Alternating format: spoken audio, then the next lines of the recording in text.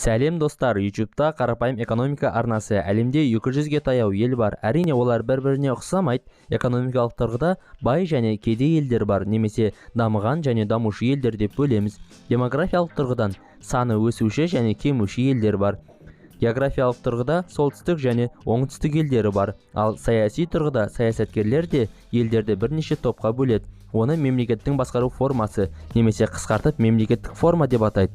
Мемлекет формасы дегеніміз мемлекеттегі билік органдарының жұмыс істеу жүйесі. Нақтырақ айтар болсақ, билік кімге тиесілі, қандай көлемде, ол билікті қайдан алады және оны қалай қолдана алады. Мемлекет формасының негізгі 3 өлшем арқылы анықтайды. Біріншісі басқару формасы, екінші мемлекеттік құрылым, үшінші саяси жүйе. Яғни бұл дегеніміз кез келген мемлекет өзінің басқару формасы, мемлекеттік құрылымдары және өзінің саяси жүйесі болады. Енді олардың әрқайсысын бір-бірден мысал ретінде келтіре отырып түсіндірейін. Бірінші, басқару формасы. Әлем елдері басқару формасына қарай екіге бөлінеді: монархия және республика. Монархиялық жүйеде билік мұраға қалады және уақыты шектелмейді, мысалға ағылшын корольдері, Жапонияның императорлары сияқты. Ал республикалық басқару формасында ел басшысы, яғни президент сайланады және оның билік уақыты мен күші шектеулі болады. Мысалға, Қазақстанда президент 5 жылға 2 мерзімнен ұзақ емес уақытқа сайланады. Бәрі соншалық қарапайым емес. Монархияда да, республикада да бірнеше түрлері бар. Монархия абсолютті, дуалистикалық және парламенттік болуы мүмкін. Абсолютті монархия дегеніміз бар биліктің бір адамның қолында болуы. Ол барлық жоғарғы басшыларды тағайындайды, заңдарды бекітеді және өзге елдермен қарым-қатынасты реттейді. Қазір әлемде мұндай елдер аз, оларға Сауд Арабиясы мен Катарды жатқызуға болады. Монархияның қалған екі түрінде республикалық елдер сияқты монарх билігі шектелген, немесе қосымша билік көбіне сайланбалы болады. Мысалға, дуалистикалық монархия билігінде монарх қосымша сайланған билік күшінің қолдауынсыз заң шығара алмайды, алайда сол билік күшін тарата алады. Ондай елдерге Лихтенштейн, Кувейт және Монаконы жатқызуға болады. Монархиялық биліктің үшінші түрі парламенттік монархия. Бұл жағдайда монарх тек парламент шешіміне қол қоюшы ғана, яғни министрлік басқару жүйесі орнайды. Ал монарх тек салт-дәстүр ұстану үшін ғана керек болады. Ондай елдерге Жапония, Нидерланд және Ұлыбританияны жатқызамыз. Ал енді республикалық басқару формасы жайлы айтайық. Бірінші, парламенттік республика, яғни билік парламент қолында. Үкімет басшысы парламентке бағынады, оған есеп береді. Президент болады, алайда оның рөлі аз. Ондай елдерге Германия мен Италия кіреді. Бұлар Германия мен Италияның президенттері, алайда біз олардың үкімет басшыларын ғана танимыз. Екінші, президенттік республика. Елді президент басқарады. Ол президентті халық сайлайды, яғни біз. Ондай елдерге Америка Құрама Штаттары, Қазақстан, Бразилия сияқты елдер кіреді. Ал енді мемлекеттік құрылымдар жайлы айталық.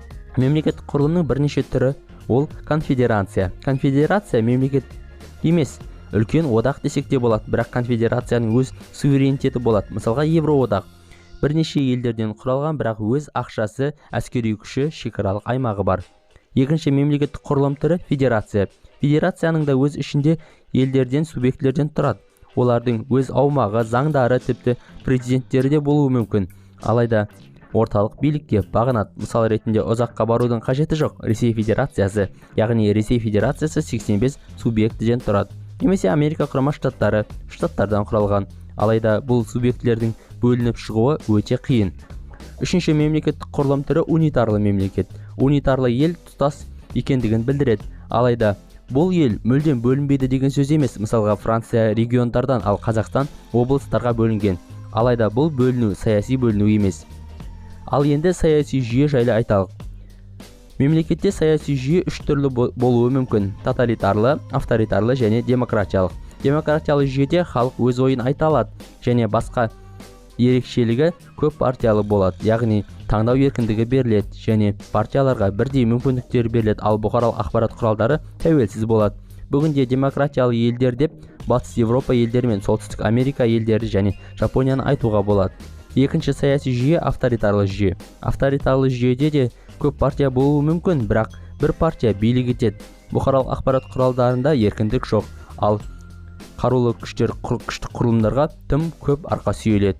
Мұндай елдер демократиялы жүйеге ұқсатқысы келеді, алайда сайлау әділетсіз өтеді. алдын ала жеңімпаз белгілі болады. Таныш жағдай, иә? Әрине, мұндай елдерге Қазақстан және Сауд Арабиясы және сол сияқты елдер кіреді. Үшінші саяси жүйе ол тоталитарлы саяси жүйе.